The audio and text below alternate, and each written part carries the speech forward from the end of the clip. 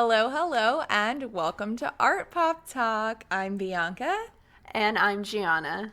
Hello, everyone. This is our first recording in separate places.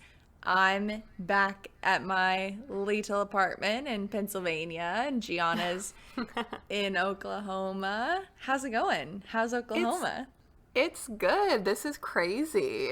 I'm kind of liking it, though. I think it's so far so good. Yeah, I think that it's nice to be able to have my own mic and my own setup so we're not both scrambling on the floor together. As much as I miss you being here, this also has its perks to it. Yeah, I feel extremely comfortable with my setup right now. I have lots of space to spread out, and I do like that we can each have our own mic. That is nice. Yeah. I just saw you like 4 days ago, but I miss you. I know, I miss you too. It kind of feels like longer than that. Yeah, it does. The apartment's good. Apartment's good. Yeah, just been hanging out, been able to walk around town and do some baking. And a few days ago, I made for the first time some focaccia bread. And I'm not gonna lie, I think it turned out really well. I was laughing at myself because you're supposed to sprinkle, salt on top whenever it's baking in the oven when you put this little brine on it to make it nice and crunchy. And I was laughing at myself because I put like a decent amount of salt on top of the bread, and when I tasted it, I was like, oh my god, this is so good. And then I thought, I think Gianna would think this is too salty. I love salt, don't get me wrong. I think a lot of times I'm a salty person more than a sweet person, but I just think overall your tolerance for salt is just a lot higher than mine is. And I love a good salty margarita, but I don't like drinking seawater like you do. I feel like you just swallow a mouthful of ocean and you're like, nom nom. Num num, David. Nom nom. I think it's delicious. I love a good salty marg and some salty bread and a salty attitude. Well, you heard it here first. Gianna, I was watching the news this morning and I was going to ask if you saw that the astronauts landed back safely from the SpaceX launch. Bianca, oh my god, I didn't know that they were coming back till I just opened up my Facebook, and then I was watching the news and I was like, holy shit, I had no idea it had already been 2 months. This whole thing has gone by so fast. And yeah, they, landed in the water, and I guess it's fine, but... Well, did you see all the boats swarming the pod when it landed in the water? Ew.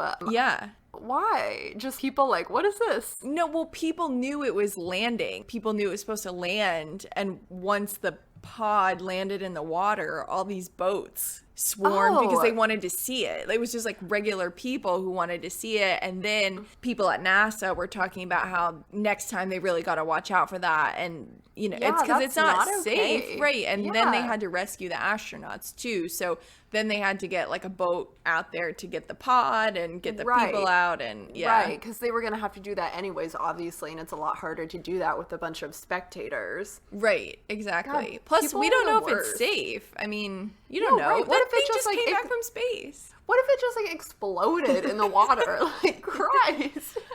I'm not going near it. So I don't know if I had more or less anxiety about it because if I knew or didn't know it was happening, I don't know. But I don't know. I'm happy that it's over because I just can't deal with it. But, anyways. Anyway, well, I'm sure we'll be seeing more of it soon, I guess. Yes, but on another note, did you watch Black is King yet on Disney Plus? Okay, no, it's on my list. I honestly feel really guilty that I didn't watch it the second it came out Thursday night or on Friday, but I started watching Killing Eve with Sandra Oh, and I'm addicted. So really? Yeah. I love Sandra Oh. She's so good. And honestly, the villain assassiness is incredible. I think I have a really big girl crush on her. And so as I'm watching this show, I'm like, these assassins are in love with each other. Like, they're really attractive assassins. But let us not forget Sandra Oh's most iconic role in The Princess Diaries. Captain. The queen is coming. Write it on her gravestone. She deserves an Emmy for that role. She does. I would love to see it. Or a Golden Globe. Yeah. Or an Oscar. I guess she probably couldn't get an Emmy for it because that's television, specifically. Well, I mean, whatever. She won an Emmy for Killing Eve, so. No, love Sandra Oh. Love that for you. Thanks. I'm really excited. I was really happy to find a new show. I need a new show because I've just been rewatching Schitt's Creek, and as much as I enjoy these moments with myself, I need a new show. Mm-hmm. Well, I recommend Killing Eve. What is it on? It's on Hulu. It's a BBC show, but all the episodes are on Hulu. I need them to put more Drag Race on Hulu. Stat. Oh, yes, but you said that you did watch that Muppets episode, right, with RuPaul? It was so cute.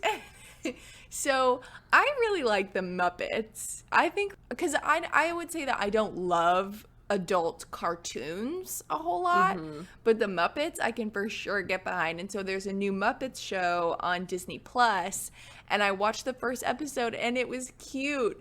But RuPaul was the guest, and his laugh is just precious. I love it. And I thought it was really sweet. So cute. I'll probably keep watching. You know, now that I think about it, I mean, the evolution of the Muppets and that kind of TV puppetry is really interesting. Yeah. And maybe we could have Mom on to talk about the Muppets, because when she was finishing her degree, she wrote that whole paper on the creator of the Muppets. What was his name again? Jim Henson. Yes, yeah. So she has, I don't know, a lifetime of knowledge about Jim Henson. Got a lifetime of knowledge. Lifetime of knowledge. Anyways. Things to think about. Things to think about. So thank you, everyone, for dealing with a bit of an unusual episode last week. Gianna and I weren't feeling great, but we've recovered, thank God. Thank you to everyone who has also bought some merch.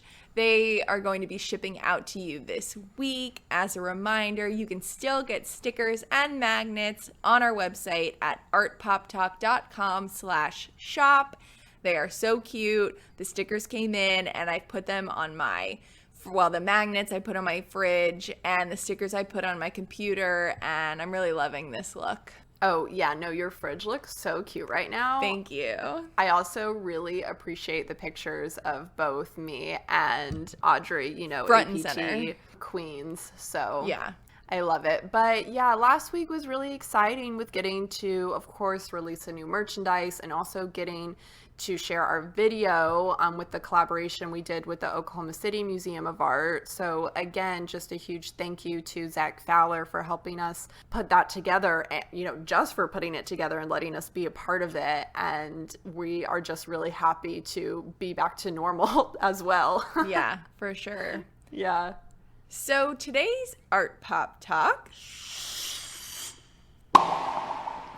is going to be a continuation of last week's episode. We hope that you all had a chance to see the little video released by the Oklahoma City Museum of Art. And so today we are going to finish talking about their exhibition, Pop Power. So in a couple episodes back, we went to the OSU Museum of Art to talk about some featured works in their pop art exhibition.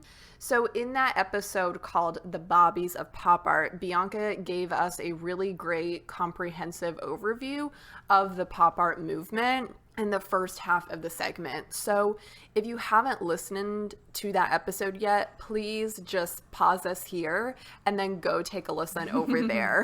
For the sake of not being too redundant today, I am just going to use the Pop Power curatorial statement to give you a brief description of the influences of pop art and give you an idea of the major concepts or big ideas that are carried out through this exhibition. Pop art first emerged in Britain and America in 1950, tapping into the growth of consumerism in both countries after World War II. However, the movement flourished most strongly in the United States in the 1960s. It began as a revolt by young artists against the prevailing approaches to the arts and culture and traditional ideas about what art could be. Pop artists turned away from the painterly looseness of the dominant style of abstraction and returned to representational art, creating works with hard edges and distinct forms. For their imagery, they drew inspiration from the world around them, including advertising, product packaging, music, comic books, and film. Yes, so hence the full name of the exhibition is Pop Power from Warhol to Koons. This exhibition really highlights many of those big name pop artists with a few kind of surprises thrown in there. So when you walk into the exhibition, we see a lot of Warhols in the first gallery mixed in with some Robert Indiana. Then as we move from the gallery to gallery, we get Klaus Oldenburg, his wife Kuji van Bruggen, Roy Lichtenstein, Keith Haring, Nikki de Saint-Phal, Damien Hirst, Jeff Koons, and Takashi Murakami. And there's also a few more artists found throughout there as well. Although pop art declined in the 1970s, in this exhibition we see a new generation of pop or neo-pop artists that emerged in the late 80s, which are a lot of those artists that Bianca just described, such as Damien Hirst or Jeff Koons. Mm-hmm. Two of the artists in this exhibition that we are going to mainly be focusing on in this episode are going to be Damien Hirst and Keith Haring, two artists that partake in both two-dimensional work and sculptural work. We are going to mention also a couple artists and a couple other works as we go along to give you an idea of the works and how the space is curated in this exhibition. Perfect. The exhibition is organized by the Jordan D. Schnitzer and his family foundation. So I'm just going to quote a little description from their website. Jordan D. Schnitzer began collecting contemporary prints and multiples in 1988. Today, the collection exceeds 13,000 works and includes many of today's most important contemporary artists. It has grown to be the country's largest private print collection. He and his family foundation generously lend work from the collection to qualified institutions and has organized over 110 exhibitions and has art exhibited over 150 museums. Mr. Schnitzer is also president of Harsh Investment Properties, a privately owned real estate investment company based in Portland, Oregon.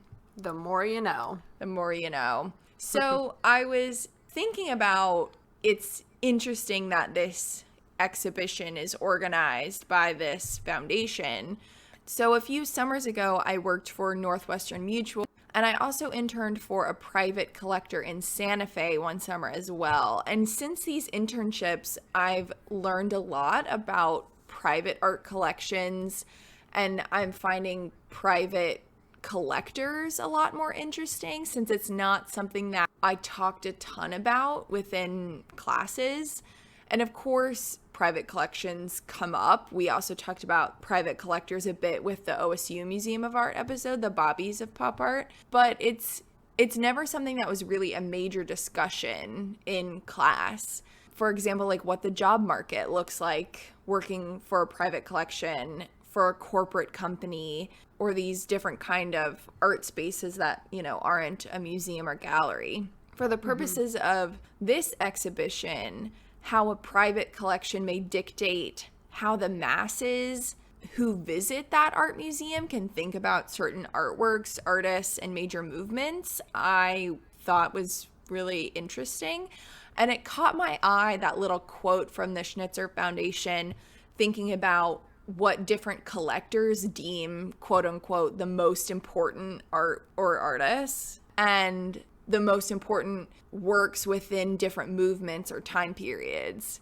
In this exhibition, there are very well-known and prolific figures from the pop art movement. Clearly, from Warhol to Koons, it definitely makes that clear statement about the types of works you're going to find in the show, and that brings that kind of bang for your buck, maybe, atmosphere to the exhibition.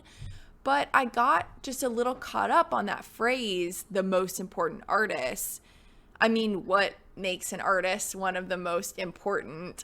And that's a question that I'm not suggesting we're going to answer right now or ever, but it got me thinking about who exactly is being featured here and how people who enter this exhibition space think about the pop art movement and who gets to be the most important. And while the show actually has a lot of interesting work that we'll talk about, but was maybe somewhat different from these big names, their kind of usual style.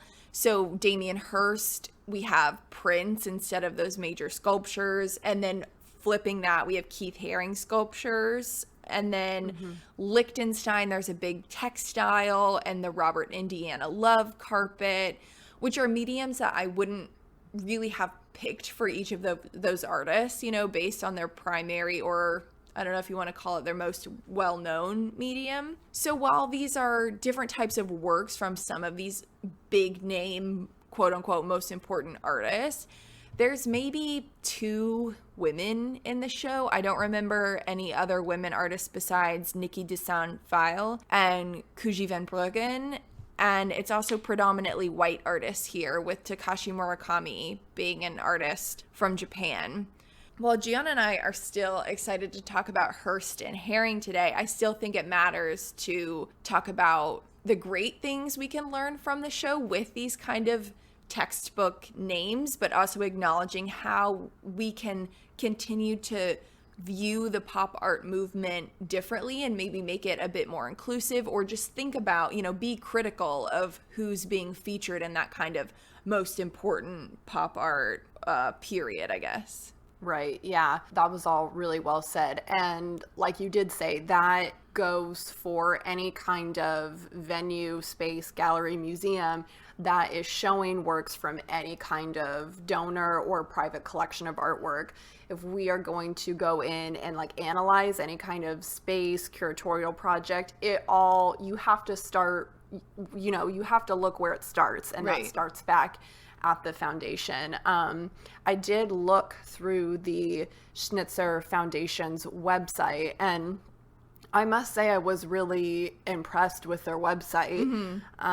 They have a very large collection and seem to have featured it in a huge amount of museums and gallery spaces. So, which is really nice that a private collector is lending those works like that and organizing exhibitions. And because it's so sad when I mean, in my experience working for a private collector, and those artworks never get seen, you know? Right, exactly. So I think all in all, the work that this foundation is doing is quite interesting. I'm really happy with the pieces that we're going to be talking about today in regards to Keith Haring being an AIDS activist artist, and also getting to see a different side of both Hirst and Haring's work as well. So I was very excited that these pieces were a part of this collection. Yeah. So do you want to talk about the show a little bit, Gianna? Ooh, I would love to talk about the show. Ooh. Okay. When you first walk into this the space, there are a couple familiar faces and works that we cannot not talk about. They are amazing, starting with a visual most of you are familiar with now, which is the Love piece created by Robert Indiana that Bianca just mentioned. So because, you know, we stand a Bobby here at APT. You know what I could go for is a Bobby sandwich. Ooh, Bianca. Wow, we really do stan a Bobby. I stan a Bobby. Do you think that... And sandwiches. Do you think that the tartlets know what a Bobby is? I don't know. It depends on where they're listening from. Oh my God. So basically a Bobby is a Thanksgiving sandwich. It's freaking delicious. So good. It's turkey and... does it have mayo on it? Yes. And cranberry. And stuffing. And, most importantly, stuffing. It's so good. Most of the time you can get it from Capriati's, or that's where we've gotten it from in the past. But some other sandwich shops, at least on the East Coast, have a delightful Thanksgiving style sandwich. But the name has got to be the Bobby, always. I freaking love a Bobby. Do you know who else likes a Bobby? Who? That I think is Joe Biden. Joe Biden stands Capriati's and ice cream. You know, that's all I really need. That's all I'm looking for here. So, not Trump, likes Bobby's, likes ice cream. Yep. That's what we're working with at this point. It kind of checks off all my boxes at this point. I don't know. Terrible. Going back to the art. Going back to art. Sandwiches are art. Oh God. Next episode. Is a sandwich art? Yes. The answer is yes. The answer is yes. Talk to you on Tuesday. We are walking in the space.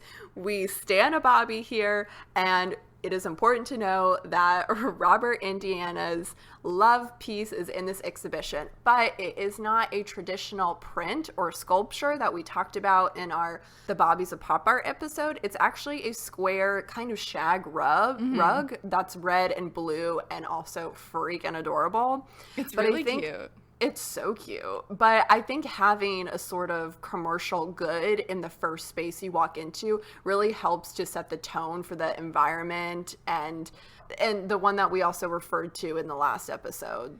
I thought it was interesting that you brought that up as like a rug being a commercial product, because it is, but I think there's also this like juxtaposition of rugs where you get, you know, like a really fancy handcrafted rug, or thinking about the setting that the rug belongs in. Does it belong in a domestic space?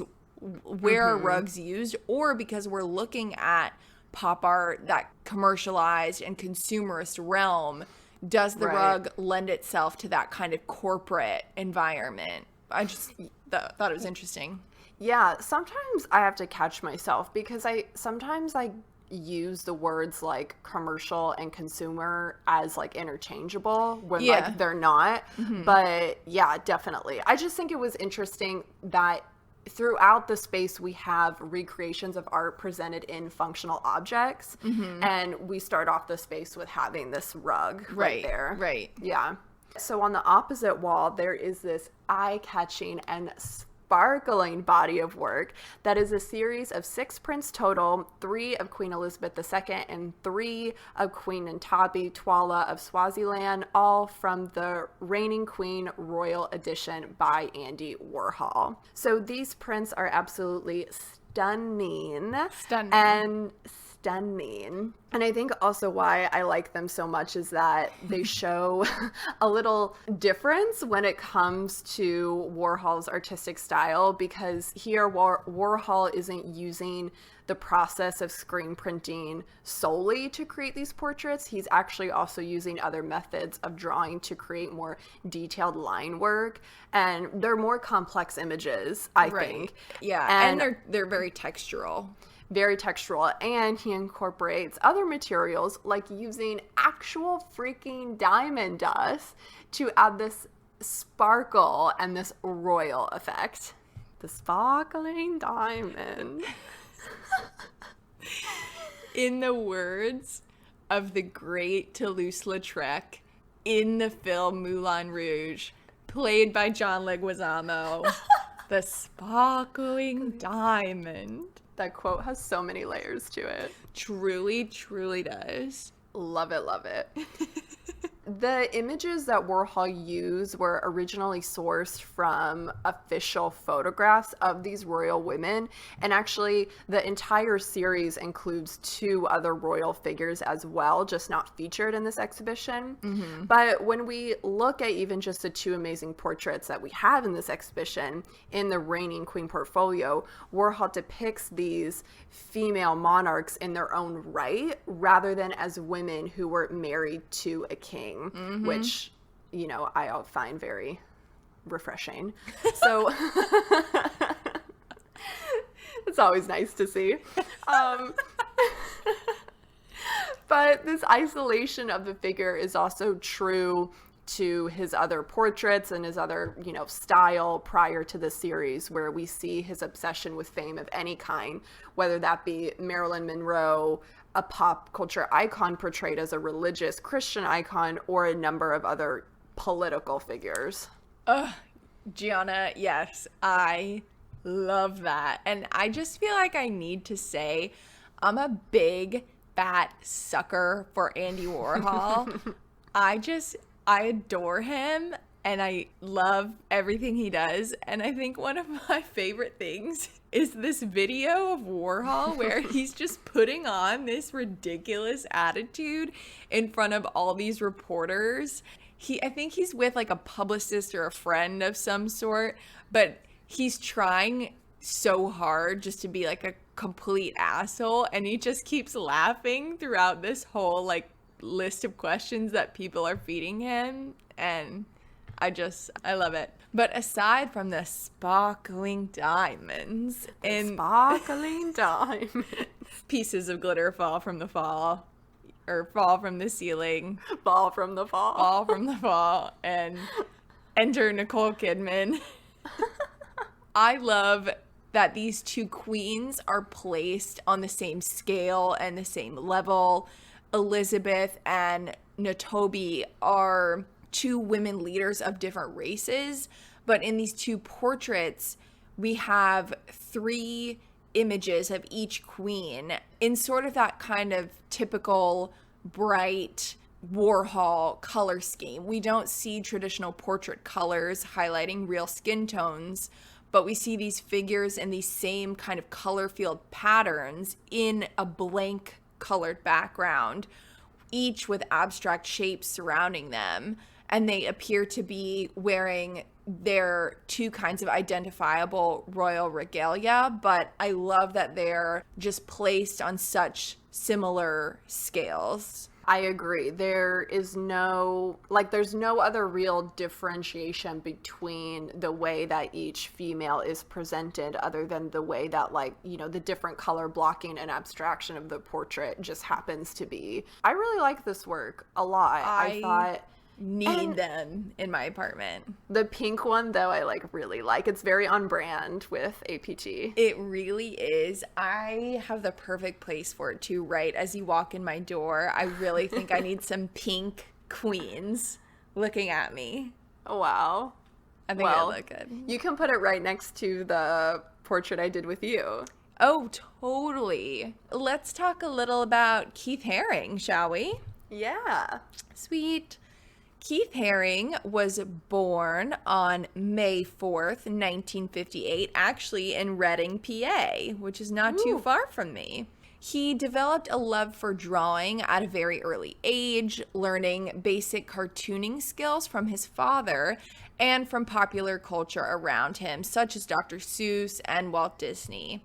Upon graduation from high school, Haring enrolled in the Ivy School of Professional Art in Pittsburgh, which is a commercial art school.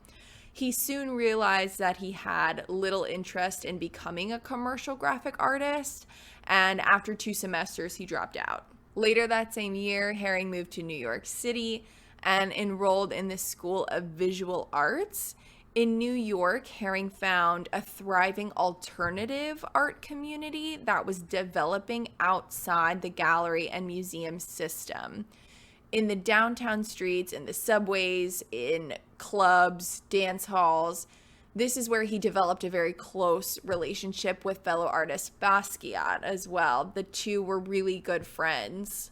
Keith Haring began really as a graffiti artist who illegally drew white chalk on unused black advertisement blackboards in New York City subways. Later, he named several of his series of small prints, each group having its own bright color scheme and suggested narratives after the pop shop that he established in New York's Soho neighborhood in 1986. He opened this shop, which was a retail store that sold t-shirts, toys, posters, buttons, and magnets bearing his very iconic images and stylized figures.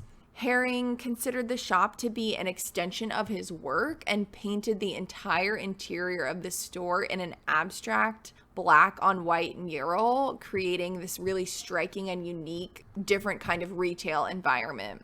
The shop was intended to allow people greater access to his work, which was now readily available on products at a low cost. The shop received a lot of criticism from many in the art world. However, Haring remained committed to his desire to make his artwork available to as wide an audience as possible. And he received strong support for his projects from his friends, fans, and mentors, including Mr. Andy Warhol. The pop shop sold t-shirts and novelty items, sporting Haring's and other artists' imagery. Haring's philosophy of the pop shop looked back to his earlier subway graffiti. He said, quote, "I wanted to continue the same sort of communication as with the subway drawings. I wanted to attract the same wide range of people. I wanted it to be a place where, yes, not only collectors could come, but also kids from the Bronx." End quote. Throughout his career, Haring devoted much of his time to public works, which often carried really heavy social messages. He produced more than 50 public artworks between 1982 and 89 in dozens of cities around the world, many of which were created for charities, hospitals, children's daycare centers, and orphanages. The now famous Crack is Whack mural of 1986 has also become a huge landmark in New York City. Haring was an openly gay man and used his work to advocate for safe sex. Haring was diagnosed with AIDS in 1988, and in 1989, he established the Keith Haring Foundation, its mandate being to provide funding and imagery to AIDS organizations and children's programs, and to expand the audience for Haring's work through exhibitions, publications, and the licensing of his images. Haring enlisted his imagery during the last years of his life to speak about his own illness and to generate activism and awareness about AIDS. Keith Haring died of AIDS-related complications at the age of 31 on February 16th, 1990. It's so sad that he died so young. Yeah. But it's incredible the amount of work that he did produced, even for a artist who started out as a graffiti artist, someone that you might think was just producing a lot of work. But even with that, and honestly, I did not know about the pop shop that he had. So yeah. I'm curious if that, I know that it was kind of set up like a store or like a shop, but was there also like a gallery space within it? I think it was kind of both. I mean, the walls were all decorated or painted in his style, and other artists' imagery was featured there. I'm not sure in what kind of context other than items being for sale, but I would imagine that every now and there were pieces that were shown in some sort of capacity. That's really interesting. I'm really excited to have you talk about this next piece because I think it adds, and especially the label statement that came with the piece also really adds an extra layer of depth to his work that even I hadn't really thought about that much before. So in the exhibition, we have really about half of one of the gallery sections featuring all work by Haring. This piece is called Dog from 1986. It's a screen print on painted wood, and I'm just going to read the museum label that goes along with this piece. Featuring bold color and outlines, the wooden sculpture Dog portrays a simple shape of one of Haring's iconic canine images filled with recognizable cartoonish forms, including animals and human figures. What started as an undefined creature in Haring's art later morphed into dancing, barking, and biting dogs, reoccurring motifs that could be understood as stand-ins for human beings. While Haring's stand-in human-like dog figure we see here sometimes refer to breakdancing, artistic performance, or oppressive authority. Sidebar, Haring also participated in a lot of those kind of underground performance pieces during the 80s, during his time in New York. So performance art was, in addition to his big murals, a big part of how he viewed art and experienced art in that, I guess, harkening back to that kind of public space and that accessibility and mass kind of participation. So back to the label. His dogs also allude to Anubis, the ancient Egyptian jackal-headed god who watches over the dead. So this work in the gallery stands out quite a bit amongst the other Haring works. A lot of the surrounding pieces are smaller, they're framed and hung in groups together that make this work act as kind of a centerpiece to the space. And Haring actually has quite a bit of sculptural work he's done, including these aluminum figures that remind me of something very playful. They feel to me like playground sculptures, or are definitely reminiscent of public art. They're his kind of iconic figures, but built in these like puzzle piece aluminum ways. Yeah. I also think that material is so interesting too, because when you think of something as simple as aluminum, like a very tangible, very accessible material, very similar to, I think, his process behind his graffiti work as well. This work is filled with cartoonish figures that we kind of typically see from Haring. This sculpture, however, feels out of the ordinary for me. It's wood, but it looks very thick and it clearly sticks out from the wall that it's hanging on. I can't really see this work in such a public space like you find his other sculptures and murals, just because of, one, the material, wood, and two, it doesn't necessarily lend itself to standing up on its own. It's clearly hung against something. And the museum label's comparison to the figure of Anubis reminded me of the Candy Works by Felix Gonzalez Torres, where you have this very sweet, playful, and maybe childlike material, but in the context of that piece, it's reminiscent of death and the artist's relationship with AIDS.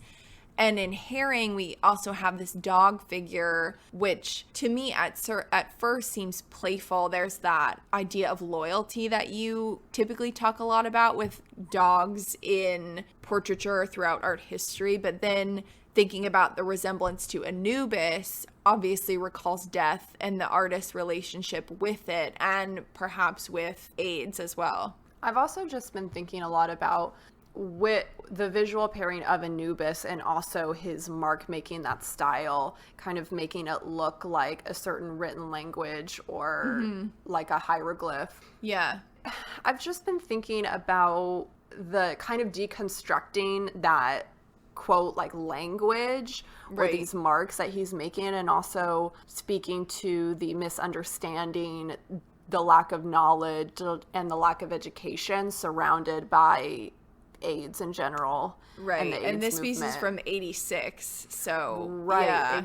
Exactly. So just in listening to you talk about that, and when we were at the museum, I just had never really thought about his general like mark making and style in that way, because it really is, you understand what his messages are even with his playful figures that he draws, but there's always this certain level of deconstructing or decoding what Haring is trying to say. I think that this is also a really good segue into our last artist on the agenda for today, which is Damien Hirst, because Hirst is also tackling some of those same themes of death and just human condition, but from a very different perspective. Yes, I'm so excited for you to talk about Damien Hirst. Woo, all right. Here we go. Damien Hirst is a British conceptual artist known for his controversial take on beauty and found objects. Hirst was also a part of the young British artist movement that rose to prominence in the late 80s and early 90s, which, according to the tape, were a loose group known for their openness to material and process, shocking tactics, and entrepreneurial attitudes. So I also find this interesting in relationship to Keith Haring's worth, learning about that store as well. Yeah. I think the idea of making your work accessible and very business oriented. Right. Yeah. Running your practice like a business. Very interesting. Yeah. So Hirst's works were first recognized by an art collector, Charles Stachey, who later funded a very well-known work of art by Hirst, which is called The Physical Impossibility of Death in the Mind of Someone Living, which is a real life Australian tiger shark suspended in formaldehyde, which was shown in his first solo show in 1991. He continued using a variety of dead animals in the same format, and although this work, amongst others of his, is not without its controversy, he has continued to explore this theme of life, death, society, sex, drugs, and, you know, really critique this discussion about the human condition and debate these topics as well. Yeah. So I've studied Damien's work in a sculptural sense quite a bit. He's very well known and is one of the highest earning living artists today. In this exhibition, they have quite a few of his works, but they're not sculptural. When we were there, I'm looking at these prints and I recognize one of them, which is a print of his 3D work, which is a real life human skull that has jewels on it or diamonds on it. And I started seeing these prints with this reoccurring pill motif and this idea of like medicine packaging or consumer packaging.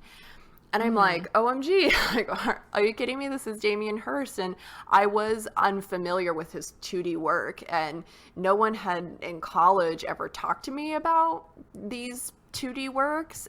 Yeah. Because I guess he's just so well known for these very controversial and exciting contemporary sculptural and installation works. So yeah, it's really interesting how that controversy seems to take over his body of work in a way, to where even you as a printmaker and a sculptor only saw one side of his artwork. I think that's the thing for me, is sometimes I'm a little bit surprised when an artist does practice printmaking, or not that I know necessarily if Damien Hirst is doing this printed work himself, but I am surprised sometimes when people don't mention that to me, because when you have an artist that's doing those like two things, it's like gold, you know? So yeah.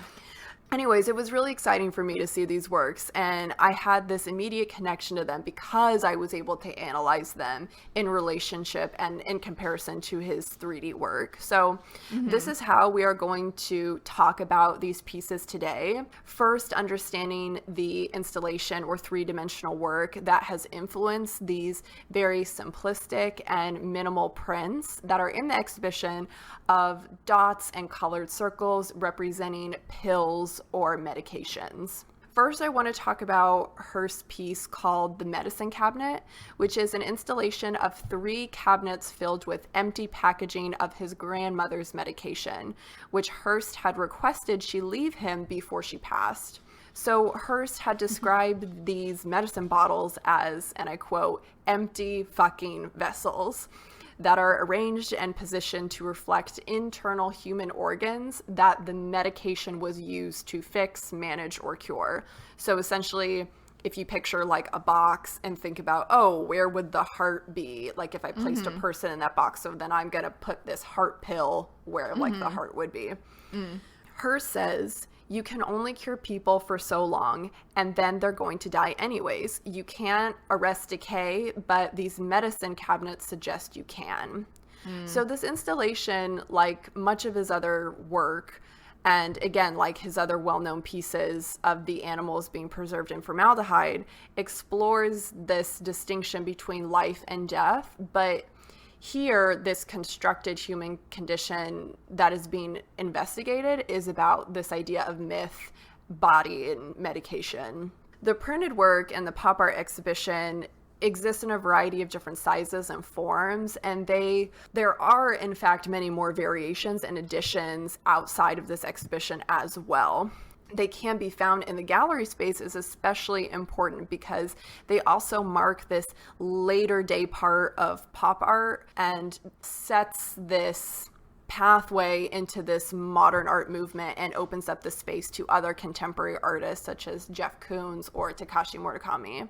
Going back to the images themselves, they are really playful. They're, again, very simple, very colorful. But more noteworthy is that the imagery being created is extremely familiar to the viewer by using the idea of a basic shape and then as a message for recognizable objects to the consumer, which I find really interesting, this kind of twofold process. So not only does the medicine or the pill motif connect with Hirst's career long fascination with the natural and unnatural causes of death, it also reflects his more holistic belief that art can heal through, conversation, dialogue, knowledge, and education. Some of Damien's experimental or installation work is perhaps, again, not without interesting debate or controversy. What do you know? I just kind of wanted to end today with really strongly encouraging that you all as listeners look into his other series, and I will include some articles about his other well-known work as well on our resources page. But my hope is that this episode provides you all with a foundation for the topic Hirst is, tackling and the way that he's going about it. So because Hirst is a major player in the contemporary art scene, it's really important to know what he has done and what he is up to now. As I encourage this independent investigation to you all as listeners, you're welcome. I'm giving you homework. I just want to quickly share my perspective on Damien Hirst's outlook as an artist, which is essentially to promote conversation, investigation, and question and learn what you are being presented with. It's this mindset that really is something that I do have a great amount of respect for, because his goal in any work, I believe anyhow, is to not make you share his perspective necessarily, but formulate your own opinion about the work, about him as an artist, and about the message. And I think anytime an artist is formulating that kind of environment and is really respecting and valuing that relationship between object and viewer, I really think that's to be taken into an account and not overlooked. So he's a really interesting guy. I think his work is absolutely fascinating and sometimes terrifying. All in all, I am very drawn to it, and, we got to learn about him.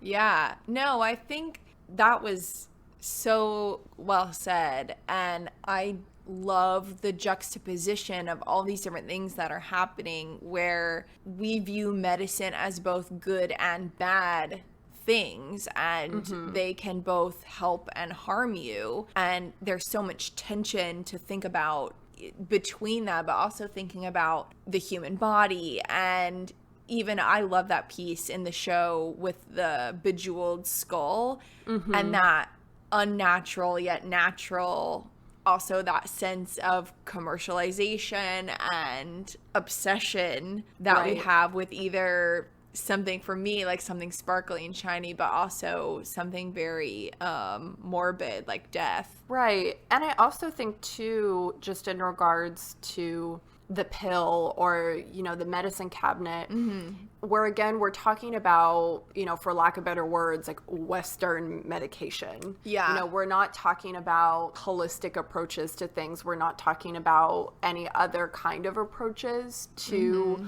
health other than, taking a pill for it. Yeah. And so I also think you can interpret these pieces in a variety of different ways, which again is the beauty of it, but that is to be taken into account. I'm not being presented with a straightforward herb or an element like from the earth. I'm presented with this manufactured product, essentially. Right. And I think that's something that overall, to kind of wrap things up, that the show really does so well. There are so many questions you can ask, and even with the Jerry's Girl painting, you know, thinking about television shows. So there's a piece that basically combines all of Jerry Seinfeld's girlfriends in the television show into one like conglomerate figure, and they all, essentially the point is that they all look the same.